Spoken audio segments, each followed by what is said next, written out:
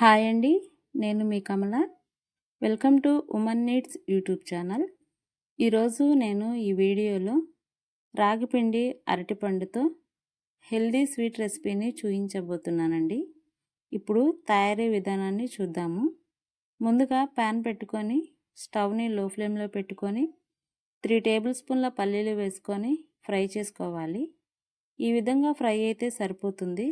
ఒక ప్లేట్లోకి తీసుకొని పొట్టు తీసుకొని మిక్సీ జార్లో వేసుకొని కోర్సుగా బ్లెండ్ చేసుకొని పక్కన పెట్టుకోవాలి.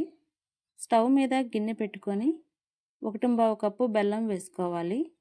ఇందులో అరకప్పు నీళ్లు కూడా వేసుకొని మరిగించుకోవాలి. బెల్లం కరిగితే సరిపోతుంది, ఎటువంటి పాకం రావాల్సిన అవసరం లేదు. ఈ బెల్లం వాటర్ని పక్కన పెట్టుకోవాలి. ఇప్పుడు 3 పండిన అరటిపండ్లను తీసుకోవాలి. ఇవి స్మాష్ చేసుకోవాలి. ఈ విధంగా స్మాష్ చేసుకున్న తర్వాత ఈ గ్రేవీని కూడా పక్కన పెట్టుకోవాలి. ప్యాన్ పెట్టుకొని స్టవ్ని లో ఫ్లేమ్లో పెట్టుకొని 1 స్పూన్ నెయ్యి వేసుకోవాలి. నెయ్యి వేడైన తర్వాత స్మాష్ చేసుకున్న అరటిపండు గుజ్జు వేసుకోవాలి.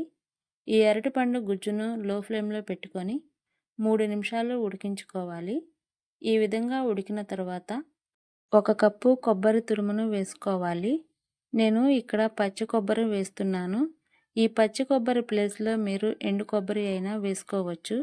ఈ రెండింటిని ఉడికించుకోవాలి.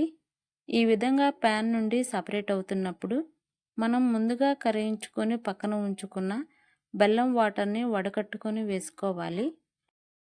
బెల్లం వాటర్ వేసిన తర్వాత స్టవ్ని లో ఫ్లేమ్లో మీడియం ఫ్లేమ్లో అడ్జస్ట్ చేసుకుంటూ 5 మినిట్స్ పాటు ఉడికించుకోవాలి.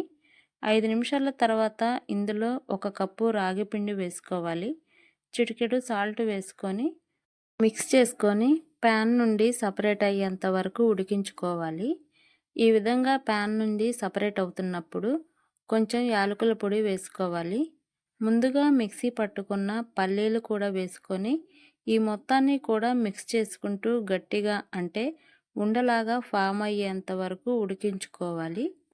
ఇలా ఉండలాగా అయిన తర్వాత స్టవ్ ఆఫ్ చేసుకొని పక్కన పెట్టుకోవాలి. ఈ మిశ్రమం పూర్తిగా చల్లారనివ్వాలి.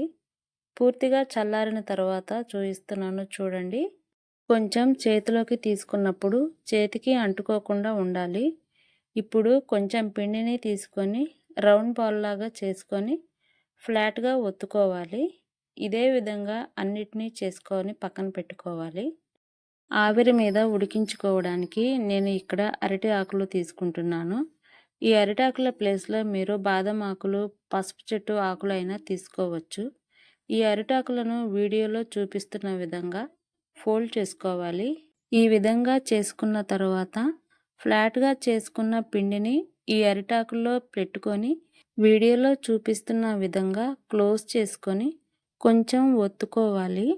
అన్నిటినీ ఇదే విధంగా చేసుకొని ఇడ్లీ పాత్రలో అడుగున కొంచెం వాటర్ వేసుకొని హై ఫ్లేమ్లో 3 నిమిషాల పాటు, లో ఫ్లేమ్లో 5 నిమిషాల పాటు ఉడికించుకోవాలి. 5 నిమిషాలు ఉడికిన తర్వాత స్టవ్ ఆఫ్ చేసుకోండి.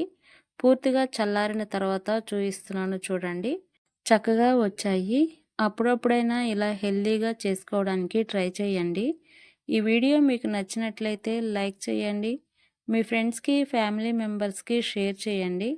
మన ఛానల్ని ఫస్ట్ టైం చూస్తున్నట్లయితే ప్లీజ్ సబ్స్క్రైబ్ చేసుకోండి.